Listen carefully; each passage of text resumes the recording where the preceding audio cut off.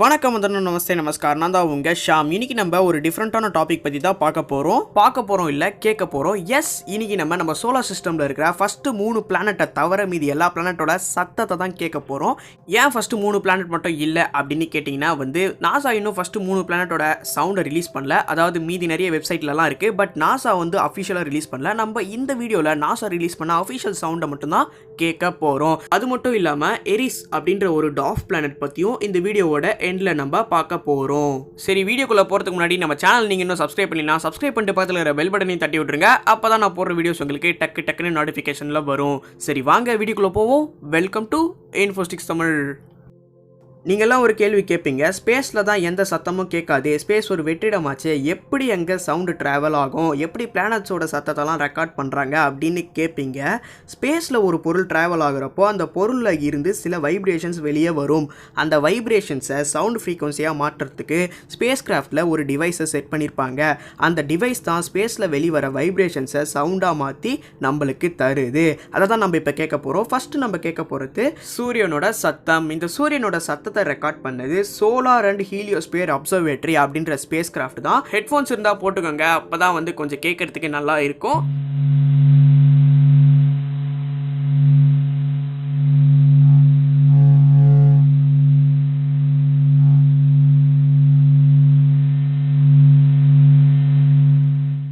Okay, சூரியனோட சத்தத்தை கேட்டிருப்பீங்க. இப்போ நம்ம கேட்க போகிறது மார்ஸோட சத்தம். மார்ஸோட நிலப்பரப்புலேருந்து ரெக்கார்ட் பண்ணப்பட்ட சத்தம் தான் இது.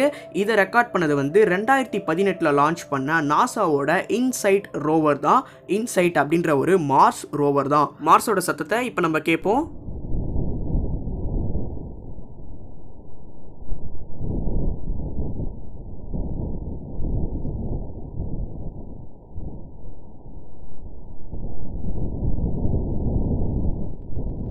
ஓகே, செவ்வாய் முடிஞ்சிடுச்சு. செவ்வாய்க்கு பக்கத்தில் இருக்கிற வியாழன், அதாவது ஜூபிட்டரோட சத்தத்தை தான் இப்போ நம்ம கேட்க போகிறோம். இந்த சத்தத்தை ரெக்கார்ட் பண்ணது நாசாவோட ஜூனோ ஸ்பேஸ் கிராஃப்ட் தான். அது ரெக்கார்ட் பண்ண சத்தத்தை இப்போ நம்ம கேட்போம்.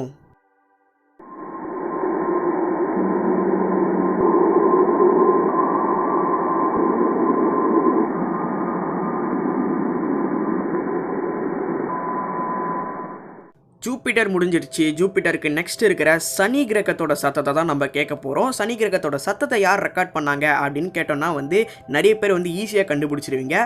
எஸ், கேசினி தான். நாசாவோட கேசினி மிஷின் தான் இந்த சேட்டனோட சத்தத்தை ரெக்கார்ட் பண்ணி நம்மளுக்கு அனுப்பிச்சது. அதோட சத்தத்தை கேட்போம் வாங்க.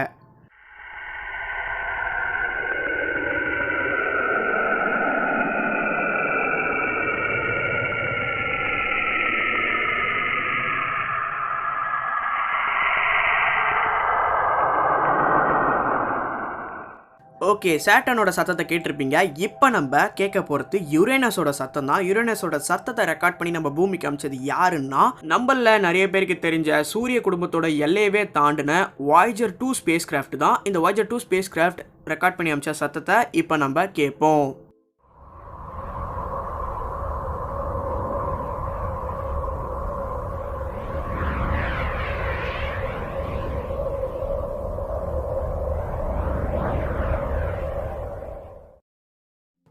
ஓகே, இப்போ நம்ம கேட்க போகிறது நம்ம சோலார் சிஸ்டத்தோட லாஸ்ட் பிளானட்டான நெப்டியூனோட சத்தம் தான். இந்த நெப்டியூனோட சத்தத்தையும் ரெக்கார்ட் பண்ணி அமிச்சது வாய்ஜர் 2 ஸ்பேஸ் கிராஃப்ட் தான். இப்போ நம்ம நெப்டியூனோட சத்தத்தை கேட்போம்.